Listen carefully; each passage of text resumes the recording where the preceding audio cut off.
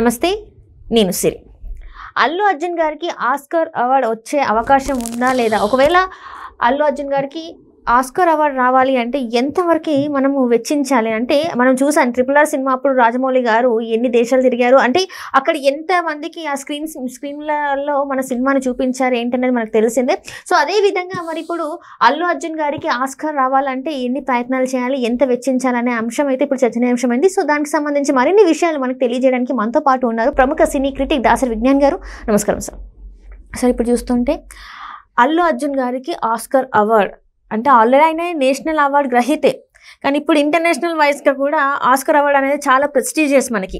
So ఇప్పుడు ఆ బరిలో కూడా అల్లు అర్జున్ గారు ఉన్నారని చెప్పేసి ఒక వార్త. ఒకవేళ అతనికి అది రావాలి అంటే ఎంత వెచ్చించాలి? RRR అప్పుడు మనం చూసాం, రాజమౌళి గారే స్వయంగా రంగంలోకి దిగి ఎలా చేశారు ఏంటి అనేది. సో ఇప్పుడు మరి ఎంత ఖర్చు అవుతుంది ఏంటి అనేది కూడా ఇప్పుడు చర్చనీయాంశమైంది. సో దీని మీద మరి దీన్ని అసలు మనం ఎలా చూడాలి, ఎంతవరకు ఖర్చు ఉండబోతుంది అసలు? సో బేసిక్గా ఈ టాపిక్ని సున్నితంగా మాట్లాడుకోవాలి, ఎందుకంటే చాలా దద్దమ్మలు ఉంటారు దీన్ని ఇంకోలా వక్రీకరించి. డబ్బులు ఇచ్చి అవార్డు తీసుకున్నామని అంటారు. ఖర్చు పెట్టుకునేది వేరు, డబ్బులు ఇచ్చి అవార్డు కొనుక్కునేది వేరు. అది వేరే. ప్రతి అవార్డు ఫంక్షన్కి, ప్రతి ఫిలింఫేర్ అవార్డుకి మన ఎంట్రీ పంపాలంటే నామినేషన్కి ఇంత ఫీ అనేది ఉంటుంది. ఓకేనా? ఎక్కడికైనా పంపుకో, నువ్వు ఎన్ని కేటగిరీలో ఉన్నానో పంపుకోవచ్చు, దానికి కూడా ఛార్జెస్ అవుతాయి. ఇప్పుడు ఫర్ ఎగ్జాంపుల్ ఒక ABC ఫిలింఫేర్ అవార్డు అని ఉంది, దాంట్లో నువ్వు నీ సినిమాని 100 ఎంట్రీలు పంపుకోవచ్చు. ఉత్తమ నటుడు, నటి, సహాయ నటుడు, సహాయ నటి, విలను, పాటలు, ఆటలు అన్ని మొత్తం 20 పంపు. 20కి ఫర్ ఎగ్జాంపుల్ నామినేషన్ 5,000 చొప్పున 20 × 5 ఎంతో ₹1,00,000 ఇవ్వాలి బేసికలీ. ఎప్పుడన్నా అవార్డు వస్తే నీకు ఎంత వస్తుందో చూస్తారు. అమౌంట్ విషయంలోనే అవార్డు వస్తుంది, షీల్డ్ కూడా ఇంపార్టెంట్, మా సినిమాకు అవార్డు వచ్చింది అని చెప్పుకోవడానికి. అలా అన్ని ఫిలింఫేర్ అవార్డ్స్కి పంపుకోవచ్చు నువ్వు, ఎన్నంటే అన్ని. 250 ఫిలింఫేర్ అవార్డ్స్కి నువ్వు పంపుకొని 250 అవార్డులు కూడా గెలుచుకోవచ్చు దమ్ము ఉంటే నీ కథలో. ఇప్పుడు ఆస్కార్ అలా కాదు, వాళ్ళే చూసి ఇస్తే మన నామినేషన్స్ అయితే మనం వేయాలి. నామినేట్ అవ్వడానికి కూడా ఆ సభ్యులు సెలెక్ట్ చేస్తారు దీనికి చాలామంది బోల్డ్ సభ్యులు ఉంటారు. ఫర్ ఎగ్జాంపుల్ 10,000 మంది ఉన్నారనుకో, ఈ 10,000 మందికి నువ్వు మెప్పించాలి అంటే నువ్వేం చేయాలంటే 10,000 మందికి నీ సినిమా రీచ్ అవ్వాలి. రైట్. సో గతంలో రాజమౌళి గారు కూడా ఏం చేశారు అంటే, అక్కడక్కడ ప్రైవేట్ థియేటర్స్ ఉంటాయి మన ఇప్పుడు ఇక్కడ ఈ సినిమాలు బాగా వచ్చాయో లేదో చూసుకోవడానికి చిన్న చిన్న థియేటర్, లో కెపాసిటీవి, ఈ ప్రైవేట్ థియేటర్స్ కొనుక్కొని 100-250 కెపాసిటీవి కొనాలంటే, ఇప్పుడు ఫర్ ఎగ్జాంపుల్ మణికొండలో ఒక ప్రైవేట్ థియేటర్ ఉంది, ARR అనుకుంటా. అదేంటంటే నువ్వు కుటుంబంతో సహా నువ్వు సినిమా చూడొచ్చు. 6 వెళ్ళి, మీ 6 ఉంటారు, మినీ థియేటర్స్ అనుకోండి, మీ 6 ఉంటారు. మీకు సినిమా మ్యాచ్ ఏదో వేస్తారు, మీకు నచ్చింది, ఫ్యామిలీ మెంబర్స్ అందరూ చూసుకుంటారు. ఆ డబ్బాకి మనం 10,000-15,000 ఇవ్వాలి మన ఎంటర్టైన్మెంట్.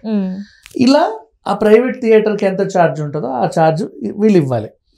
ఆ సినిమాని ఆ రోజు 4 షోలు వేస్తారు. 4 షోలకు 4 విడతల్లో 100 అంటే 400 మందికి చూపించుకోవాలి.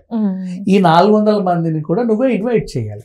నువ్వు ఒక ఇన్విటేషన్ కార్డు కొట్టించి వాళ్ళ ఇంటికి వెళ్ళి ఇన్వైట్ చేసి, ఇంకా వాళ్ళు పెద్దోళ్ళు అయితే అవసరమైతే నువ్వు to and fro pick drop ఇవ్వాలి. సార్ పలానా టైంకి మీకు దగ్గర మా వెహికల్ ఉంటుంది, ఎక్కండి, గౌరవం. ఎక్కిన తర్వాత మళ్ళీ దింపుతారు. ఏ హోటల్ అయితే నువ్వు పెట్టుకున్నావు వాళ్ళ వెహికల్ని పంపించుకుంటావు. బ్యాంక్వెట్ హాల్స్ లాంటివి ఇంకేమైనా ఉంటాయి, గౌరవం అనమాట. వచ్చినందుకు వాళ్ళకి ఒక సత్కారం, ఓ బొకే, ఇవన్నీ ఖర్చులేగా. పైగా ఇక్కడ పడట్లను ఈ కథలన్నీ ఎక్కడో పడుతున్నాయి. విదేశాల్లో చేయాలి అంటే మనకి ఇక్కడ ఖర్చు కన్నా డబుల్ ఖర్చు ఉంటుంది. అండ్ ఆస్కార్లో ఉండే ఈ 10,000 మంది ఇంకెక్కువ అటు ఇటు ఉంటారు. నేను రఫ్ ఫిగర్ చెప్పాను. ఈ 10,000 మంది న్యూయార్క్లోనే ఉండాలని లేదు, కాలిఫోర్నియాలోనే ఉండాలని లేదు. వాళ్ళకి ఫ్లైట్ ఛార్జెస్ కూడా మనమే ప్రపంచవ్యాప్తంగా ఎక్కడెక్కడెక్కడెక్కడ ఉన్నారు. వాళ్ళందరినీ ఆహ్వానించి వాళ్ళకి పిలిచి అకామిడేషన్ ఇచ్చి ఈ సినిమా చూపించి, సరే ఎలా ఉంది మరి చచ్చినట్టు అంత పిలిచామంటే బాగుందనే చెప్పాలి. అందరికీ రీచ్ అయిన తర్వాత ఇప్పుడు వీళ్ళు ఓటింగ్ లిస్ట్లో నీకు ఆ సినిమా కనిపిస్తే, ఇది అది ఆ రోజు ఆ అబ్బాయి పిలిచాడు, టీ కూడా ఇచ్చారు, భలే ఉంది, ఉస్మానియా బిస్కెట్ ఇచ్చారు, భలే ఉంది అని అనుకొని, మరి ఇక్కడంటే నీకు టీ ఉస్మానియా బిస్కెట్ ₹10 అమ్మ, వాళ్ళకి దొరకొద్దు, అలా అదో వింత వంటకం వాళ్ళకి. సో ఇవన్నీ టిక్కులు పెట్టుకొని చూస్తారు. అలా ఎక్కువ ఓట్లు పడితే అది నామినేట్ అవుతుంది. నామినేట్ అయిన తర్వాత కూడా మళ్ళీ ఇదే సభ్యులు సెలెక్ట్ చేసే టైంలో ఏది బెటరో చూసి దీనికి ఇస్తారు. ఇప్పుడు పుష్ప అవార్డు గురించి మాట్లాడదాం. ఆస్కార్కి వెళ్తే ఒకవేళ ఇలా ఈ ఖర్చులు అయితే ఉంటాయి. ఈ ఖర్చులతో పాటు వెళ్తే పుష్పతో పోటీగా ఏ సినిమా ఉన్నా నటుడు విషయంలో పుష్పకే వస్తుంది. రీజన్ ఎన్ని వేరియేషన్స్ ఇచ్చాడో తెలుసా అల్లు అర్జున్ దాంట్లో. ఇప్పుడు మిగతా సినిమాలలో ఒక మనిషికి ఒక క్యారెక్టర్ ఇస్తే సినిమా అంతా వాడు అదే క్యారెక్టర్ ప్లే చేస్తాడు. పోలీస్ అంటే పోలీసే వాడు, లాయర్ అంటే వాడు లాయరే. పుష్ప ఒక స్మగ్లర్ క్యారెక్టర్ ఇచ్చి దాంట్లో ఎన్ని వేరియేషన్లు, ఎమోషన్స్ అంటే ప్రతి చోట నువ్వు తగ్గొద్దు, తగ్గేదేలే అనేది నీ యాటిట్యూడ్. ఒకసారి తగ్గాలనిపించింది, తగ్గుదామా వద్దా అని అడిగితే నిన్ను ఫాలో అయ్యేవాడు తగ్గమన్నాడు, నీ సహచరిని తగ్గమనింది, అప్పుడు నువ్వు తగ్గావు. కానీ నేను తగ్గను, మనసు ఒప్పలేదు, ఏదో అయ్యింది. నెక్స్ట్ మళ్ళీ నీకు ఇంటి పేరు లేదు, ఇంటి పేరు కోసం నువ్వు పడే తపన, సడన్గా జాతర వస్తే దాంట్లో నువ్వు ఎగిరిన తీరు.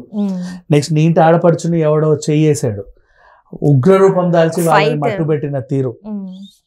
నెక్స్ట్ పుష్ప మోసపోవద్దు, మనం మోసపోయావే, నకిలీ 500 నోటు ఇచ్చి నిన్నేదో చేశారు, జపాన్లో మోసం చేశారు, అక్కడికి వెళ్ళి తేల్చుకొని రావాలి, తేల్చుకొని వచ్చావు. ఇలా ఎన్నెన్నెన్నో సవాళ్ళు పుష్ప అనే క్యారెక్టర్కి. ఆ క్యారెక్టర్ని ఆయన పండించిన తీరు. నెక్స్ట్ అన్నిటికంటే ముఖ్యం కుటుంబ విలువలు, ఇంటి పేరు, కుటుంబం, అన్న, అమ్మ, భార్య, పిల్లలు ఏంటి అనే వాల్యూస్ని చూపించిన సినిమా. ఆ వాల్యూస్లోనూ ఈ నటుడు కనబరిచిన ప్రతిభ, ఇవన్నిటికి గాను ఆస్కార్ వాళ్ళు ఖచ్చితంగా అవార్డు ఇస్తారు, డౌటే లేదు. అందుకే 69th ఫిలింఫేర్ అవార్డు కూడా వెతుక్కుంటూ బన్నీ దగ్గరకు వచ్చింది. నన్ను అడిగితే 70th మన రిషబ్ శెట్టికి వెళ్ళింది, 71 72 ఇయర్కి ఏదో తెలియదు, ఖచ్చితంగా మళ్ళీ బన్నీకే వస్తుంది. పుష్ప 2 100% నామినేషన్స్కి వెళ్తే కనుక అదొక అరుదైన రికార్డ్ అవుతుంది. మళ్ళీ రెండోసారి వచ్చిన గ్రహీత అసలు ఒక్కసారి రావడమే తెలుగోడికి గొప్ప అనుకునే రోజుల్లో ఒకే తెలుగోడికి రెండోసారి ఉంటుంది, అదొకటి. నెక్స్ట్ ఆస్కార్ పెద్ద విషయం కాదంటారు, ఎందుకంటే ఆస్కార్ బరిలో ఉండాలని చాలా వరకు అనుకుంటారు కదా. ఒక్కసారి నామినేట్ అయ్యాడంటే ఖచ్చితంగా అవార్డు బన్నీదే.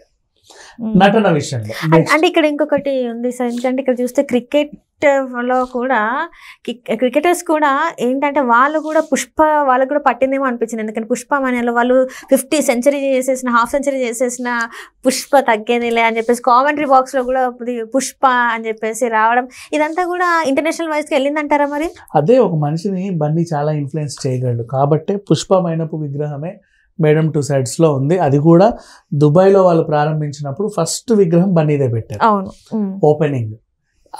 లక్ అనుకున్నారేమో. సో ఈ రకంగా ఏ యాంగిల్లో చూసి, పైగా మొన్న అంత వివాదాలు వచ్చినా, అంతమంది అన్ని రకాల ఇబ్బందులు పెట్టినా పుష్ప 2000 కోట్లు కొల్లగొట్టింది. ఆ హీరో ఇమేజ్ ఇంకా పెరిగిందే తప్ప తగ్గల, అస్సలు తగ్గల. ఇబ్బందులు పెట్టే వాళ్ళు ఉంటారు, పెద్ద విషయం, బట్ అలా నిలబడ్డాడు సోలోగా. సో వాట్ ఎవర్, ఖచ్చితంగా ఆస్కార్లోకి వెళ్తే కనుక, బరిలోకి వెళ్తే వీళ్ళు ప్రయత్నిస్తే కంపల్సరీ వస్తుంది. Right sir, thank you so much.